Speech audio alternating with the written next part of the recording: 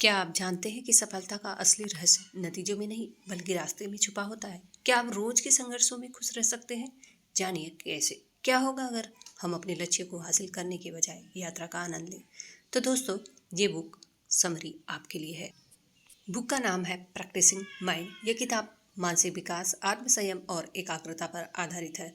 इस किताब के लेखक हैं थॉमस एम स्टर्नर। इस किताब में ये बताते हैं कि कैसे हम अपनी दिनचर्या में ध्यान और अभ्यास को एक साधना की तरह अपनाना चाहिए ताकि हम अपनी मानसिक क्षमता को अधिकतम कर सकें और अपने जीवन को बेहतर बना सकें। तो इस किताब में 10 अध्यायों में लेखक ने अच्छे से समझाया है। आइए बात करते हैं चैप्टर 1 की, the power of practice. The power of practice के किताब के पहले चैप्टर में यानी अभ्यास की शक्ति के बारे में बताया गया है। यह चैप्टर हमें ये सिखाता है कि जीवन में सफलता का मतलब सिर्फ परिणाम नहीं है, बल्कि यह हमारे निरंतर अभ्यास की प्रक्रिया पर निर्भर करता है।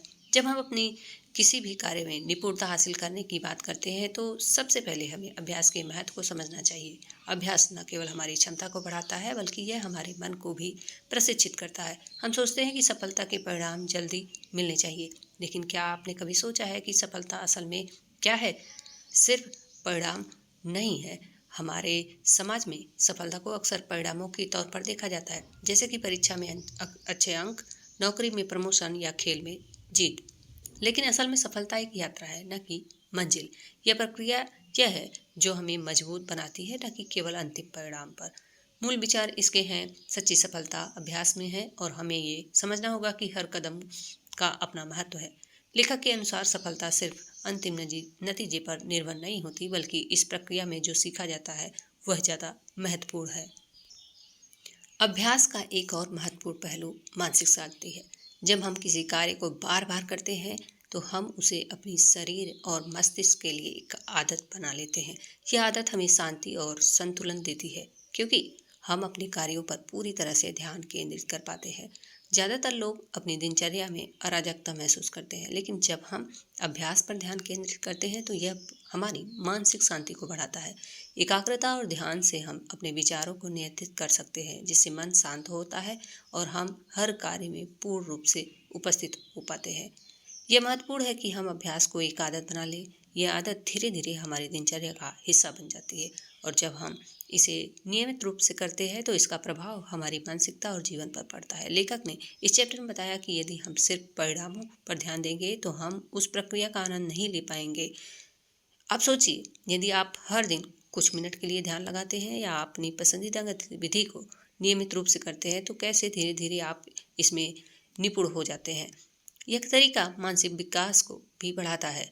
अगर आप संगीत सीख रहे हैं तो शुरुआत में आपको कठिनाई हो सकती है, लेकिन अगर आप प्रतिदिन अभ्यास करते हैं तो धीरे धीरे आपके हाथ और दिमाग के बीच तालमेल बनता है और आप बिना ज़्यादा सोचे अच्छे से गा या बजा सकते हैं। अभ्यास के दौरान हमें परिणामों से खुद को अलग करना बहुत ज़रूरी है। जब हम केवल परिणामों पर ध्यान केंद्रित करते हैं तो हम निराश हो सकते हैं। ये चैप्टर हमें सिखाता है कि सफलता का असली मतलब तो हमारी प्रक्रिया में है, न कि केवल लक्ष्य तक पहुंचने में। लेखक कहते हैं कि अभ्यास को एक साधन न समझे। इसका उद्देश्य सिर्फ लक्ष्य हासिल करना नहीं है, बल्कि हर कदम पर ध्यान देना और सीखने का मजा लेना है। जब हम इस दृष्टिकोण से कार्य करते हैं तो हम मानसिक रूप से संतुष्ट होते हैं और सफलता हमारे पास आती है। आज आपने जाना कि अभ्यास की शक्ति केवल प्रक्रिया में है, न कि परिणाम में। अभ्यास से हमें न केवल कौशल मिलता है बल्कि हमें ये मानसिक शक्ति और संतुलन शांति भी देता है। इस यात्रा का आनंद लें और हर दिन अपने प्रयासों को सच्ची मेहनत और ध्यान से करें। अभ्यास में शक्ति है, यह शक्ति आपको जीवन के हर क्षेत्र में सफलता दिलाएगी। बात करते हैं अब चैप्टर 2 की, द मूवमेंट ऑफ अवेयरनेस। दोस्तों, अब इस चैप्टर का यानी सचेतना का क्षण इसका आशय है, इस पर चर्चा करेंगे। इस अध्याय में लेखक ये हमें सिखाते हैं कि जब हम अपने कार्यों में पूरी तरह से उपस्थित रहते हैं और सचेत रहते हैं तो हम न केवल बेहतर परिणाम प्राप्त करते हैं बल्कि मानसिक शांति भी प्राप्त करते हैं। हम अक्सर या तो भविष्य के बारे में सोचते रहते हैं या अतीत के बारे में खोए रहते हैं, लेकिन क्या आपने कभी सोचा है कि जब हम पूरी तरह से वर्तमान क्षण में उपस्थित होते हैं तो हमारा मानसिक और शारीरिक स्वास्थ्य बेहतर हो सकता है। इस अध्याय में लेखक इस बात पर जोर देते हैं कि सचेतना यानी माइंडफुलनेस को अपनाने से हम अपने कार्यों में बेहतर ढंग से जोड़ सकते हैं। वर्तमान क्षण में उपस्थित होने का महत्व, लेखक का कहना है कि जब हम अपने विचारों को वर्तमान में केंद्रित करते हैं तो हम पूरी तरह से अपने कार्यों पर ध्यान दे सकते हैं और परिणाम स्वरूप उच्च गुणवत्ता में काम कर सकते हैं। आइए जानते हैं सचेतनता क्या है। सचेतनता का मतलब है हर क्षण में जागरूक होना, बिना किसी पूर्वाग्रह या विचार के। यह एक ऐसी मानसिकता है जो हमें केवल अपने कार्यों में पूरी तरह से सम्मिलित करने की बजाय हर अनुभव को महसूस करने और समझने में मदद करती है। लेखक हमें ये बताते हैं कि सचेतनता हमें हमारे जीवन में के हर पहलू में संतुलन और शांति प्रदान करती है। जब आप कोई साधारण कार्य करते हैं, जैसे कि पानी पीना या चलना, तो आप अपने पूरे ध्यान को उस कार्य में लगाएं। इससे आपका दिमाग उन छोटी छोटी बारीकियों पर ध्यान दे सकता है जो हम सामान्यतः नज़रअंदाज कर सकते हैं। अब बात करते हैं कार्यों में माइंडफुलनेस यानी सचेतनता कैसे लाएं। लेखक बताते हैं हमें अपने रोजमर्रा के कार्यों में सचेतनता को कैसे लाना चाहिए। उदाहरण के तौर पर जब हम किसी चीज़ को पढ़ रहे होते हैं या किसी से बात कर रहे होते हैं तो हम अक्सर अपने दिमाग में अन्य विचारों में खो जाते हैं, लेकिन जब हम पूरी तरह से उस क्षण में उपस्थित होते हैं तो हम न केवल बेहतर ढंग से समझते हैं बल्कि हमें मानसिक शांति भी मिलती है। यदि आप खुद को किसी समस्या से उलझा हुआ पाते हैं तो ध्यान दें कि क्या आप सच में उस स्थिति पूरी तरह से उपस्थित हैं या आपके विचार कहीं और भटक रहे हैं। ये जानने से आपको अधिक जागरूकता मिलेगी। अब बात करते हैं सचेतनता और मानसिक शांति। सचेतनता का अभ्यास मानसिक शांति की दिशा में एक महत्वपूर्ण कदम है। जब हम वर्तमान क्षण पर ध्यान केंद्रित करते हैं तो हम अपने विचारों को नियंत्रण में ला सकते हैं। लेखक कहते हैं कि जब हम पूरी तरह से अपने कार्यों में शामिल होते हैं तो हमारी चिंता और तनाव कम हो जाता है और हम अधिक शांति का अनुभव करते हैं। सचेतनता और मानसिक स्थिति में सुधार कैसे होता है। बात करते हैं सचेतनता के लाभ की। सचेतनता न केवल मानसिक शांति को बढ़ाती है बल्कि यह हमारे कार्यों में दक्षता और गुणवत्ता भी लाती है। जब हम पूरी तरह से ध्यान केंद्रित करते हैं तो हम अपने काम में बेहतर होते हैं और यह हमारी व्यक्तिगत और पेशेवर जिंदगी में सकारात्मक बदलाव लाता है। हमारे कार्यों की गुणवत्ता बढ़ाने से हमारा आत्मविश्वास भी बढ़ता है। उदाहरण के तौर पर यदि आप किसी चुनौतीपूर्ण कार्य को निपटाने के लिए सचेत रहते हैं तो आप उसे जल्दी और सही तरीके से कर सकते हैं। इस अध्याय का मुख्य संदेश यह है कि अगर हम अपने कार्यों में सचेतनता लाते हैं तो हमें न केवल मानसिक शांति और संतुलन पा सकते हैं बल्कि हम अपनी जिंदगी में हर पल का अधिकतम लाभ भी उठा सकते हैं। आज से ही अपने जीवन में सचेतनता का अभ्यास शुरू करें और हर कार्य में पूरी तरह से उपस्थित रहे। सचेतनता के माध्यम से आप अपने जीवन की गुणवत्ता में सुधार कर सकते हैं, अपने कार्यों में दक्षता ला सकते हैं और मानसिक शांति ला सकते हैं। बात करते हैं चैप्टर 3 की, जिसमें हम जानेंगे, नाम है जिसका अटेंशन एंड फोकस। दोस्तों, इस अध्याय में लेखक ये बताते हैं कि जब हम अपने ध्यान और एकाग्रता को एक दिशा में केंद्रित करते हैं तो हम किसी भी कार्य में श्रेष्ठता प्राप्त कर सकते हैं। ध्यान और एकाग्रता को जीवन के हर क्षेत्र में सफलता के महत्वपूर्ण कारक के रूप में देखा जाता है। जब हम अपने दिमाग को किसी एक कार्य में पूरी तरह से संलग्न करते हैं तो हम उस कार्य में श्रेष्ठता प्राप्त कर सकते हैं।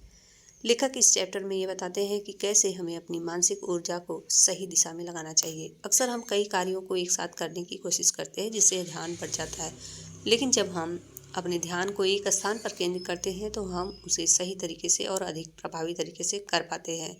लेखक बताते हैं जब हम किसी काम में पूरी तरह से ध्यान केंद्रित करते हैं तो न केवल काम में अधिक दक्षता आती है बल्कि हमें मानसिक संतुष्टि भी मिलती है। ध्यान का अभ्यास एक ऐसी मानसिक स्थिति है जो हमें अपने कार्यों में उत्कृष्टता प्राप्त करने के लिए प्रेरित करती है। ध्यान और एकाग्रता एक अच्छा उदाहरण खेलों से लिया जा सकता है। एक खिलाड़ी जो पूरी तरह से अपने खेल पर ध्यान केंद्रित करता है वह अधिक सफल होता है क्योंकि उसका मन केवल उस क्षण में होता है, न कि किसी और चीज़ के बारे में सोच रहा होता है। ध्यान और एकाग्रता बढ़ाने के लिए कुछ प्रभावी उपाय होते हैं। सबसे पहले हमें अपने दिनचर्या में व्यवस्थितता लानी चाहिए। जब हम अपनी प्राथमिकताओं को स्पष्ट करते हैं और एक समय में एक कार्य पर ध्यान केंद्रित करते हैं तो हमारा मन अधिक शांत और केंद्रित रहता है।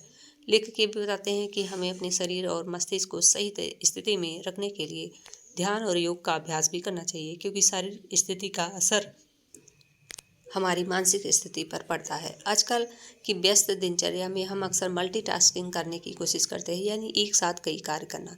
लेकिन क्या आप जानते हैं कि यह हमारी एकाग्रता और मानसिक स्वास्थ्य के लिए नुकसानकारी हो सकता है।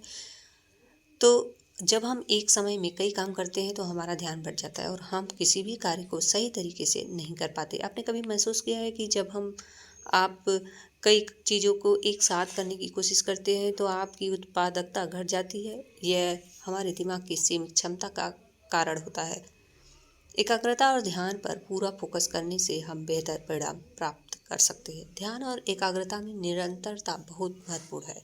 यह एक मानसिक अभ्यास है जो समय के साथ बेहतर होता है। लेखक के अनुसार जैसे किसी भी कौशल में निरंतर अभ्यास से हम बेहतर होते हैं, वैसे ही ध्यान और एकाग्रता में निरंतर अभ्यास से हम अपनी क्षमता को बढ़ा सकते हैं। आप अपने दिन की शुरुआत में ध्यान या मेडिटेशन का अभ्यास कर सकते हैं या किसी एक कार्य पर पूरी तरह से ध्यान केंद्रित करने की कोशिश कर सकते हैं। यह अभ्यास धीरे धीरे आपकी एकाग्रता को बढ़ाता है। ध्यान और एकाग्रता का सबसे बड़ा लाभ यह है कि यह मानसिक विश्राम और शांति प्रदान करता है। जब हमारा मन शांत और केंद्रित होता है तो हम अपनी ऊर्जा का सही उपयोग कर पाते हैं। यह हमें अपने लक्ष्य तक पहुंचने में मदद करता है। जब आप ध्यान और एकाग्रता का अभ्यास करते हैं तो आप न केवल बेहतर परिणाम प्राप्त करते हैं बल्कि आप मानसिक शांति और संतुष्टि भी प्राप्त करते हैं। चौथे chapter the importance of patience यानी धैर्य का महत्व के बारे में इस अध्याय में लेखक बताते हैं कि जब हम किसी लक्ष्य को प्राप्त करने के लिए प्रयास करते हैं तो धैर्य की महत्वपूर्ण भूमिका होती है। धैर्य न केवल हमारे मानसिक स्वास्थ्य के लिए आवश्यक है बल्कि यह हमें अपने प्रयासों में निरंतरता बनाए रखने के लिए भी प्रेरित करता है। धैर्य केवल समय का इंतजार करना नहीं है बल्कि ये एक मानसिक स्थिति है जो हमें अपनी यात्रा में स्थिर और संतुलित बनाए रखती है। जब हम किसी लक्ष्य की ओर बढ़ते हैं तो हमें ये समझना होता है कि सफलता रातों रात नहीं आती। लेखक का कहना है कि धैर्य केवल एक गुण नहीं बल्कि एक अभ्यास है जिसे हम लगातार विकसित करना चाहिए। यहाँ हम धैर्य को एक ऐसे पौधे के रूप में देख सकते हैं जिसे समय और सही परिस्थितियाँ चाहिए होती है ताकि वह अच्छे से विकसित हो सके। यदि हम जल्दबाजी करते हैं तो हम उसकी वृद्धि को बाधित कर सकते हैं। अभ्यास और धैर्य एक दूसरे से जुड़े हुए हैं। जब हम किसी कार्य को लगातार करते हैं तो समय के साथ हमें उसकी प्रक्रिया समझ में आने लगती है, लेकिन यदि हम परिणामों की जल्दी में रहते हैं तो उस समय उस प्रक्रिया का आनंद नहीं ले पाते। लेखक बताते हैं कि धैर्य का होना अभ्यास में धैर्य का होना अनिवार्य है क्योंकि बिना धैर्य के हम जल्द ही हार मान जाते हैं। यह एक उदाहरण के रूप में हम एक संगीतकार को देख सकते हैं जो हर दिन घंटों का अभ्यास करता है। उसे तुरंत परिणाम नहीं मिलते लेकिन धैर्य से वह अपनी कला में महारत हासिल करता है। धैर्य हमें मानसिक शांति की ओर भी मार्गदर्शन करता है। जब हम किसी कार्य के परिणाम के लिए अत्यधिक दबाव डालते हैं तो यह हमारे मानसिक और शारीरिक स्वास्थ्य को प्रभावित करता है, लेकिन जब हम धैर्यपूर्वक प्रयास करते हैं तो हम मानसिक रूप से शांत रहते हैं और अपने प्रयासों में संतुलन बनाए रखते हैं। माना कि आप किसी कठिन परीक्षा की तैयारी कर रहे हैं। यदि आप जल्दी में होते हैं तो चिंता और तनाव बढ़ सकता है, लेकिन यदि आप धैर्य से और धीरे धीरे अपनी तैयारी करते हैं तो आप मानसिक शांति महसूस करेंगे और परीक्षा के दिन आप अधिक आत्मविश्वास से भरे होंगे। अब सवाल ये उठता है कि हम धैर्य का अभ्यास कैसे कर सकते हैं। हमें छोटे छोटे कार्यों में धैर्य का अभ्यास करना चाहिए। यह हमारी मानसिकता को बदलने में मदद करता है। जैसे कि हम किसी किताब को धीरे धीरे पढ़ें, किसी व्यायाम को नियमित रूप से करें या किसी व्यक्तिगत विकास के काम में समय लें। हमारे दैनिक जीवन में हम छोटे छोटे प्रयासों से धैर्य का अभ्यास कर सकते हैं। जैसे अगर आप किसी खेल में भाग ले रहे हैं तो वहाँ सफलता एक दिन में नहीं मिलती, लेकिन जब आप निरंतर अभ्यास करते हैं तो आपको धीरे धीरे सफलता मिलती है। धैर्य और आत्मविश्वास आत्मनियंत्रण का गहरा संबंध है। जब हम धैर्य से काम करते हैं तो हम अपनी इच्छाओं और भावनाओं को नियंत्रित कर पाते हैं। यह हमें अपने निर्णयों में परिपक्व और स्थिरता लाने में मदद करता है। लेखक के अनुसार धैर्य का अभ्यास करते हुए हम आत्मनियंत्रण में सुधार कर सकते हैं, जो जीवन में किसी भी कार्य को सफलतापूर्वक करने के लिए जरूरी है। उदाहरण के तौर पर जब आप किसी लक्ष्य को प्राप्त करने की कोशिश करते हैं तो आपकी मानसिकता के आधार पर ही आप अपनी सफलता को प्राप्त कर सकते हैं। अगर आप जल्दी जल्दी परिणाम चाहते हैं तो आप निराश हो सकते हैं, लेकिन यदि आप अपने लक्ष्य की ओर धैर्य से बढ़ते हैं तो आप बिना तनाव के अपने कार्य में सफलता प्राप्त कर सकते हैं। धैर्य केवल समय की प्रतीक्षा नहीं है बल्कि यह एक मानसिक क्षमता है जो हमारे कार्यों में निरंतरता और दृढ़ता बनाए रखने में मदद करती है। जब हम धैर्य का अभ्यास करते हैं तो हम न केवल अपने कार्यों में सफलता प्राप्त करते हैं बल्कि मानसिक शांति भी प्राप्त करते हैं। बात करते हैं 5वें चैप्टर की, द पावर ऑफ एक्सेप्टेंस यानी स्वीकृति की शक्ति। इस अध्याय में लेखक बताते हैं कि कैसे स्वीकृति हमारे जीवन में मानसिक शांति और संतुलन लाने का एक प्रभावी साधन है। स्वीकृति का मतलब ये नहीं कि हम हर परिस्थिति को बिना विरोध के स्वीकार करें, बल्कि यह है कि हम उन परिस्थितियों को बिना तनाव से के स्वीकार करें और उनसे सीखें। स्वीकृति का मतलब है कि हम किसी परिस्थिति को या किसी व्यक्ति को बिना किसी पूर्वाग्रह या आलोचना के स्वीकार करें। यह हमें अपने जीवन की असली सच्चाई से सामंजस्य स्थापित करने में मदद करता है। लेखक का कहना है कि जब हम कुछ चीज़ों को स्वीकार करते हैं तो हम उनके साथ संघर्ष करना छोड़ देते हैं और यह हमें मानसिक शांति प्रदान करता है। स्वीकृति का एक अच्छा उदाहरण है, जब हम किसी समस्या का सामना करते हैं तो यह स्वीकृति हमें उस स्थिति से निपटने के लिए अधिक मानसिक रूप से तैयार करती है। उदाहरण के तौर पर, अगर कोई योजना सही तरीके से नहीं हो पाती तो हम इसे स्वीकार कर सकते हैं और आगे बढ़ने के लिए नए रास्ते तलाश कर सकते हैं। हमारे जीवन में अक्सर ऐसी स्थितियाँ आती हैं जिनसे हमें संघर्ष होता है। हम चाहते हैं कि सब कुछ हमारे अनुसार हो, लेकिन अक्सर चीज़ें वैसी नहीं होती। आइए बात करते हैं चैप्टर 6 की, जिसका नाम है द आर्ट ऑफ लेटिंग गो, यानी छोड़ने की कला पर। इस अध्याय में लेखक ये बताते हैं कि कैसे हम कुछ चीज़ों को छोड़ने की कला सीखनी चाहिए। छोड़ने का मतलब केवल त्याग करना नहीं होता, बल्कि हम मानसिक संतुलन और शांति को बनाए रखने में हमारी मदद करता है। आइए जानते हैं कि छोड़ने की कला से हमारी ज़िंदगी कैसे बेहतर बन सकती है। छोड़ने का अर्थ केवल कुछ चीज़ों को छोड़ना नहीं होता, बल्कि इसका मतलब है उन चीज़ों या विचारों को छोड़ना जो हमारे मानसिक शांति और मानसिक विकास में बाधा डालते हैं। लेखक के अनुसार हमें उन चीज़ों को छोड़ने की आवश्यकता होती है जो हमें बांधती है, हमें आगे बढ़ने से रोकती है। ये जीवन के भटकाव से बचने और मानसिक शांति प्राप्त करने का एक तरीका है। कभी आपने महसूस किया है कि कुछ नकारात्मक विचारों या यादों को छोड़ने में हमें कितनी कठिनाई होती है? जब हम इन्हें पकड़कर रखते हैं तो ये हमारे मानसिक स्वास्थ्य को नुकसान पहुंचाते हैं। लेखक का कहना है कि हम इन्हें छोड़कर स्वतंत्रता और शांति प्राप्त कर सकते हैं। कभी कभी हम चीज़ों को छोड़ने से डरते हैं क्योंकि हमें लगता है कि हम अपनी स्थिति या किसी रिश्ते को नियंत्रण में खो देंगे।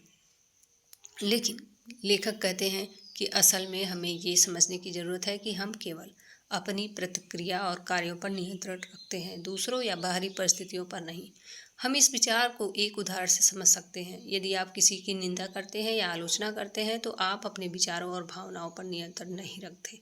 लेकिन जब आप इसे छोड़ देते हैं और उस स्थिति से परे सोचते हैं तो आप अपनी प्रतिक्रिया को नियंत्रित कर सकते हैं और मानसिक शांति प्राप्त कर सकते हैं। जब हम कुछ चीज़ों को छोड़ते हैं तो हम अपनी मानसिक ऊर्जा को बचाते हैं और इसे उन चीज़ों पर केंद्रित करते हैं जो हमारे जीवन में वास्तव में महत्वपूर्ण है।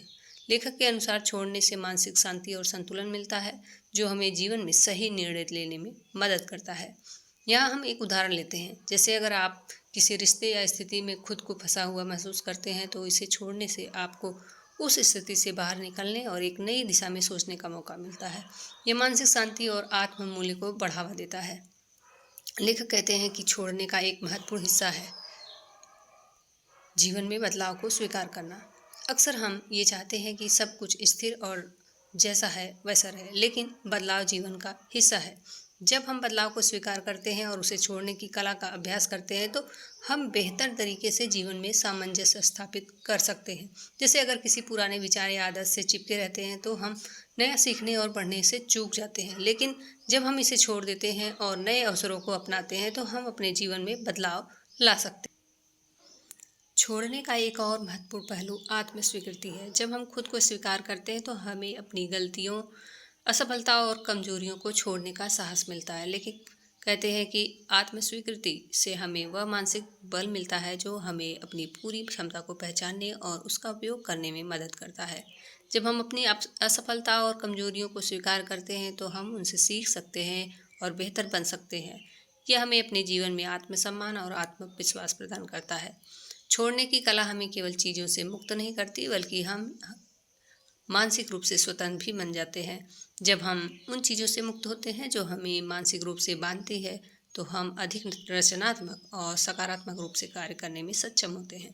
लेखक कहते हैं जब हम चीज़ों को छोड़ देते हैं तो हम अपनी पूरी क्षमता के साथ जीवन में आगे बढ़ सकते हैं। छोड़ने की कला से हम मानसिक शांति, आत्मस्वीकृति और स्वतंत्रता प्राप्त कर सकते हैं। Chapter 7 the power of focus, यानी ध्यान की शक्ति। इस अध्याय में यह बताया गया है कि जब हम अपने लक्ष्य पर पूरी तरह से ध्यान केंद्रित करते हैं तो हम अपनी पूरी क्षमता का उपयोग करते हैं। ध्यान की शक्ति हमें न केवल अपने कार्यों में सफलता प्राप्त करने में मदद करती है, बल्कि यह हमें मानसिक शांति और संतुलन भी प्रदान करती है। ध्यान का मतलब केवल किसी एक चीज़ पर ध्यान केंद्रित करना नहीं है, बल्कि इसका अर्थ है अपने मानसिक और शारीरिक संसाधनों को एक लक्ष्य की ओर पूरी तरह से लगाना। लेखक के अनुसार जब हम अपने कार्यों में ध्यान और संपूर्णता से लगते हैं तो हम अपने प्रयासों को अधिक प्रभावी और सफल बना सकते हैं। ध्यान से हम अपनी सारी ऊर्जा को सही दिशा में लगाते हैं और परिणाम स्वरूप सफलता प्राप्त करते हैं। जब हम किसी कार्य में ध्यान केंद्रित करते हैं तो हम अन्य विचलनों से बचते हैं। उदाहरण के तौर पर, अगर आप एक महत्वपूर्ण परियोजना पर काम कर रहे हैं और आपके पास पर्याप्त धन नहीं है तो आप आसानी से भटक सकते हैं, लेकिन जब आप पूरी तरह से एकाग्र होते हैं तो काम की गुणवत्ता और गति दोनों में सुधार होता है। ध्यान न केवल बाहरी कार्यों में मदद करता है, बल्कि यह मानसिक शांति और संतुलन को भी बढ़ावा देता है।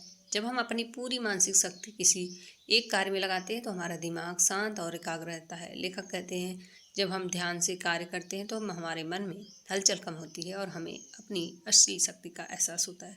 जैसे अगर आप ध्यानपूर्वक पढ़ाई करते हैं तो आप न केवल अधिक सीख सकते हैं, बल्कि आप मानसिक शांति से महसूस करेंगे। ये शांति आपको अपनी अन्य समस्याओं से निपटने में भी मदद करेगी। लक्ष्य पर ध्यान केंद्रित करना एक महत्वपूर्ण कदम है। जब हम अपने लक्ष्य पर पूरी तरह से ध्यान केंद्रित करते हैं तो हमारे प्रयास और समय की बर्बादी कम होती है। सफलता तभी मिलती है जब हम अपने लक्ष्य पर पूरा ध्यान केंद्रित करते हैं और किसी भी प्रकार की रुकावटों का या विघ्नों से बचते हैं। इसका एक उदाहरण है, हम किसी खिलाड़ी से ले सकते हैं। जब वह अपनी खेल की रणनीति पर ध्यान केंद्रित करता है तो वह न केवल अपनी टीम की मदद करता है, बल्कि अपनी व्यक्तिगत क्षमता को भी निखारता है। यही ध्यान उसे सफलता भी दिलाता है। ध्यान और आत्मनियंत्रण का गहरा संबंध है। जब हम अपने कार्यों में ध्यान केंद्रित करते हैं तो हम अपनी इच्छाओं और भावनाओं को भी नियंत्रित कर सकते हैं। लेखक के अनुसार ध्यान न केवल हमें कार्यों में मदद करता है, बल्कि यह हमारे भीतर आत्मनियंत्रण की भावना भी विकसित करता है। उदाहरण के तौर पर, अगर आप किसी परीक्षा की तैयारी कर रहे हैं और आपका ध्यान भटकता है तो आप अपनी पढ़ाई में प्रगति नहीं कर पाएंगे। लेकिन जब आप पूरी तरह से अध्ययन पर ध्यान केंद्रित करते हैं तो आप न केवल अधिक सीखते हैं, बल्कि आत्मनियंत्रण भी विकसित करते हैं। ध्यान का अभ्यास करने से हम इसे और बेहतर बना सकते हैं। जैसे कोई शारीरिक व्यायाम से अपनी ताकत बढ़ाता है, वैसे ही मानसिक अभ्यास से हम अपने ध्यान को तेज और मजबूत बना सकते हैं। नियमित अभ्यास से हम अपने ध्यान को लगातार सुधार सकते हैं और इसे जीवन के विभिन्न क्षेत्रों में लागू कर सकते हैं। ध्यान का अभ्यास करने का सबसे अच्छा तरीका यह है कि हम इसे अपनी दिनचर्या का हिस्सा बना लें। जैसे किसी साधारण योगा या प्राणायाम के द्वारा हम अपने ध्यान को बेहतर बना सकते हैं और धीरे धीरे इसे अपनी अन्य गतिविधियों में उतार सकते हैं। ध्यान की शक्ति का अभ्यास हमें न केवल कार्यों में सफलता दिलाता है, बल्कि यह हमें मानसिक शांति, आत्मविश्वास और संतुलन भी प्रदान करता है। जब हम किसी कार्य में पूरी तरह से ध्यान केंद्रित करते हैं तो हम न केवल उसे बेहतर तरीके से करते हैं, बल्कि यह हमारे मानसिक स्वास्थ्य को सशक्त बनाता है। ध्यान की शक्ति से हम न केवल अपने कार्यों में उत्कृष्टता प्राप्त करते हैं, बल्कि जीवन में भी संतुलन पा सकते हैं। Chapter 8, the role of patience, यानी धैर्य का महत्व। इस अध्याय में लेखक ये बताते हैं कि कैसे धैर्य हमारे जीवन में सफलता और मानसिक शांति की कुंजी है। धैर्य केवल हमारे समय के साथ इंतजार करने का नाम नहीं है, बल्कि यह एक मानसिक स्थिति है जो हमें कठिन परिस्थितियों में भी शांति बनाए रखने में मदद करती है। धैर्य का अर्थ है शांत रहना और बिना जल्दबाजी किए किसी चीज़ का परिणाम प्राप्त करने के लिए इंतजार करना। धैर्य केवल उन परिस्थितियों में नहीं होता जब हम किसी चीज़ का इंतजार कर रहे होते हैं, बल्कि यह हमारे विचारों, भावनाओं और प्रतिक्रियाओं पर भी काबू पाने की क्षमता है। एक सामान्य उदाहरण ये हो सकता है कि जब आप किसी परियोजना पर काम कर रहे हैं और परिणाम नहीं दिख रहे होते, तो धैर्य से आप उन परिणामों का इंतजार करते हैं और अपनी मेहनत में विश्वास बनाए रखते हैं। यही धैर्य आपको लंबे समय में सफलता दिलाता है। धैर्य न केवल हमें परिणाम तक पहुंचाने में मदद करता है, बल्कि यह मानसिक शांति भी प्रदान करता है। जब हम धैर्य से काम करते हैं तो हम अपने मन को शांति में रखते हैं और नकारात्मक भावनाओं को खुद पर हावी नहीं होने देते। लेखक कहते हैं, जीवन में सबसे बड़ी कठिनाइयाँ अक्सर हमारे धैर्य की परीक्षा होती हैं और यह धैर्य हमारे मानसिक संतुलन बनाए रखने में मदद करता है। अगर हम जीवन में जल्दी निर्णय लेने या समस्याओं का समाधान तुरंत खोजने की कोशिश करते हैं तो यह हमें मानसिक तनाव और असंतुलन में डाल सकता है। लेकिन जब हम धैर्य से काम लेते हैं तो हम सही समय पर सही निर्णय ले सकते हैं और शांति बनाए रख सकते हैं। धैर्य का एक महत्वपूर्ण पहलू ये है कि यह सफलता के रास्ते में एक प्रमुख घटक है। हम अपने लक्ष्यों के प्रति धैर्य रखना चाहिए, क्योंकि सफलता तुरंत नहीं मिलती, ये समय लेती है। धैर्य के साथ हम लंबी अवधि में अपने लक्ष्यों को प्राप्त कर सकते हैं, क्योंकि यह हमें निरंतर प्रयास करने के लिए प्रेरित करता है। अगर हम किसी छोटे लक्ष्य को तुरंत पाना चाहते हैं तो अक्सर हम नाकाम हो जाते हैं, क्योंकि हम पूरी प्रक्रिया को जल्दी पूरा करने की कोशिश करते हैं। लेकिन जब हम धैर्य के साथ लक्ष्य की ओर बढ़ते हैं तो हम स्थिरता और सफलता हासिल कर सकते हैं। धैर्य एक ऐसी क्षमता है जिसे हम अभ्यास से सुधार सकते हैं। लेखक कहते हैं कि हमें धैर्य को जीवन के विभिन्न पहलुओं में अभ्यास करना चाहिए, जैसे काम, रिश्ते और व्यक्तिगत विकास। जब हम खुद को धैर्य का अभ्यास करने की आदत डालते हैं तो हम किसी भी कठिन परिस्थिति में शांत रह सकते हैं। धैर्य का अभ्यास करने का एक तरीका यह हो सकता है कि हम छोटे छोटे कदमों से शुरुआत करें। जैसे किसी भी परेशानी का सामना करते समय हम कुछ समय के लिए ठहर कर सोचें, बजाय तुरंत प्रतिक्रिया देने के। यह हमें शांत रहने और समझदारी से निर्णय लेने में मदद करता है।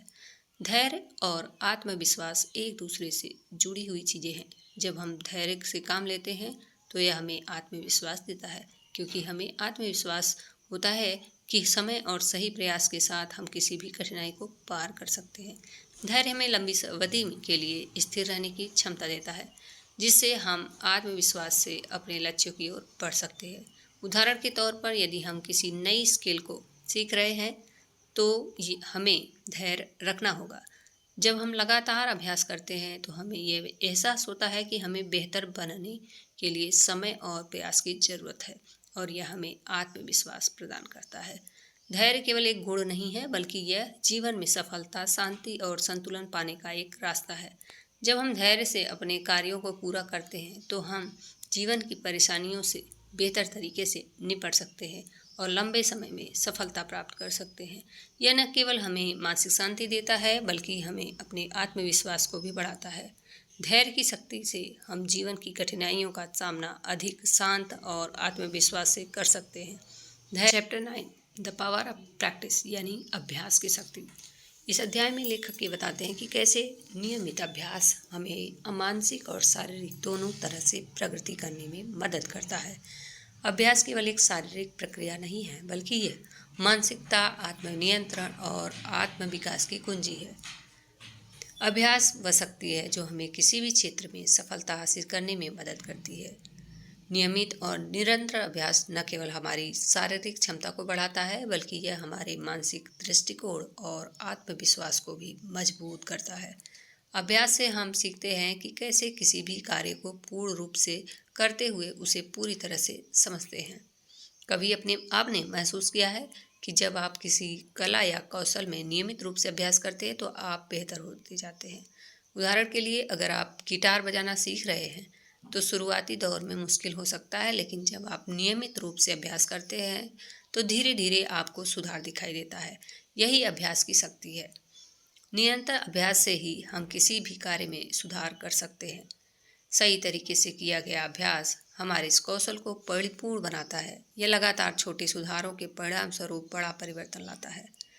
इस अध्याय में यह बताया गया है कि छोटे छोटे प्रयासों से हम किसी भी लक्ष्य को प्राप्त कर सकते हैं, बशर्ते हम नियमित रूप से अभ्यास करें।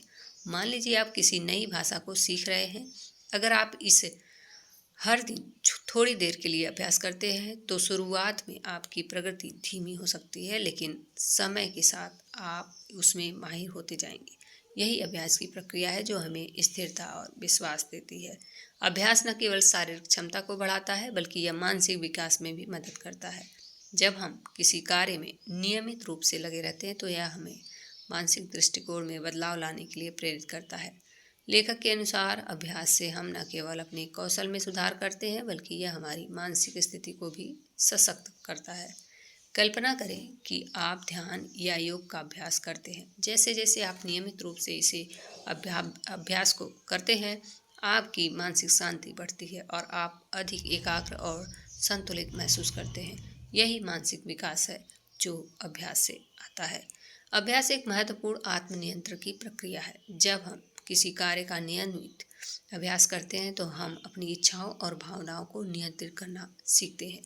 लेखक कहते हैं कि अभ्यास हमें अपनी आंतरिक संघर्षों को दूर करने और अपने लक्ष्यों पर ध्यान केंद्रित करने की शक्ति देता है।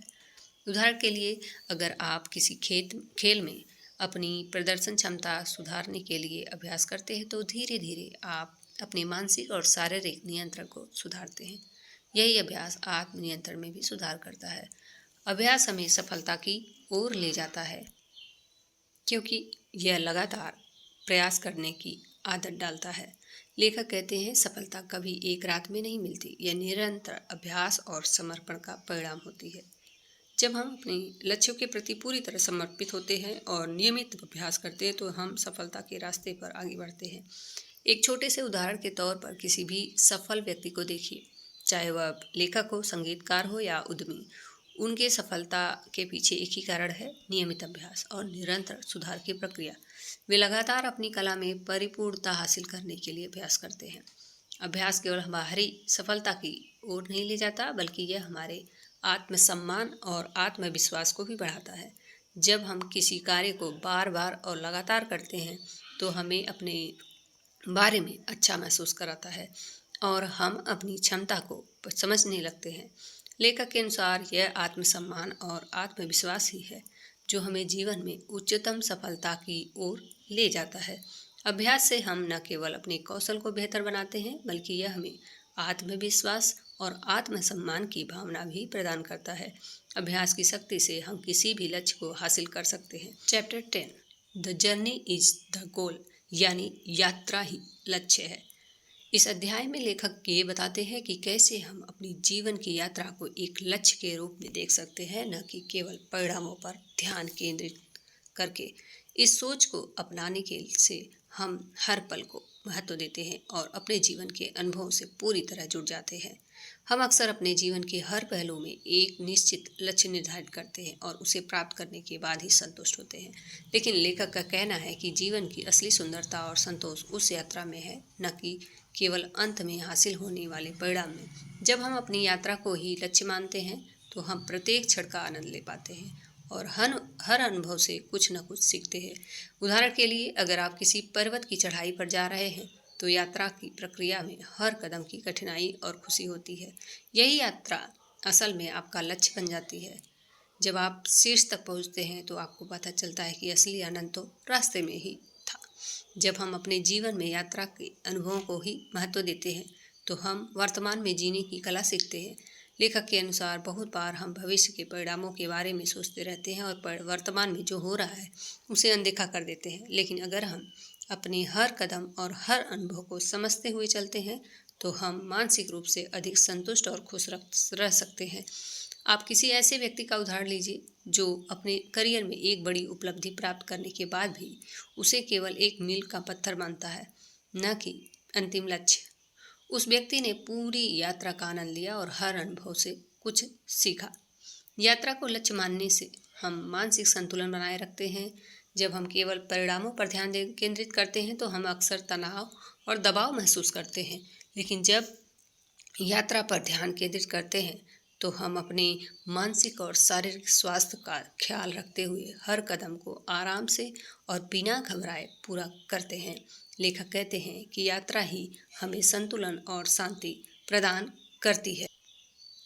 अगर आप अपने जीवन के किसी अनुभव को उदाहरण के तौर पर ले सकते हैं, जैसे किसी जटिल समस्या का समाधान, जब आप उस समस्या का समाधान पाने के बजाय उस प्रक्रिया का आनंद लेते हैं और हर कदम पर सीखते हैं तो आपको मानसिक संतुलन और शांति मिलती है। यात्रा की प्रक्रिया में हम आत्मविकास की ओर बढ़ते हैं। किसी भी लक्ष्य को प्राप्त करना हमें केवल बाहरी सफलता देता है, लेकिन यात्रा का आनंद और प्रक्रिया हमें भीतर से मजबूत और विकसित करती है।